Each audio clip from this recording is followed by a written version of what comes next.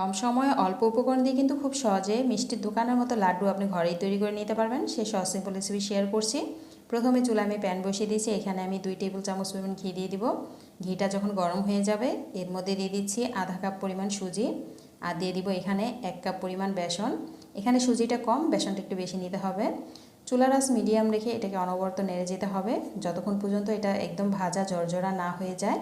তো দেখা যায় এটা যেন পোড়া না লাগে সেদিকে কিন্তু খেয়াল রাখতে হবে, কারণ পোড়া লেগে গেলে দেখা যায় জিনিসটা নষ্ট হয়ে যায়, গন্ধ হয়ে যায়। তো এইভাবে কিছুক্ষণ নাড়াচাড়া দিলে কিন্তু দেখা যাবে এটা অনেকটা সুন্দর ভাজা হয়ে যাবে। এখন এক পাশে রেখে দিচ্ছি।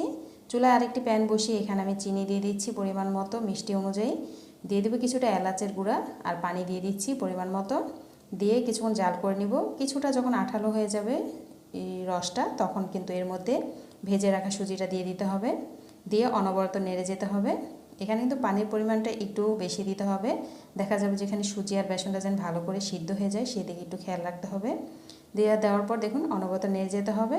আর এটা অনেকটাই ঘন হয়ে গেছে। কিছুটা যখন সিদ্ধ হয়ে যাবে এরপর কিছুক্ষণ এভাবে ভাজা ভাজা করে নিতে হবে। নামানোর আগে কিন্তু অবশ্যই আপনাকে এখানে আরও 2 টেবিল চামচ পরিমাণ ঘি দিয়ে দিবেন। দেখলে বুঝতে পারছেন এটা ডোটা কতটা সুন্দর হয়েছে। এরপর এটাকে আমি এখন নামিয়ে লাড্ডু তৈরি করে নিব।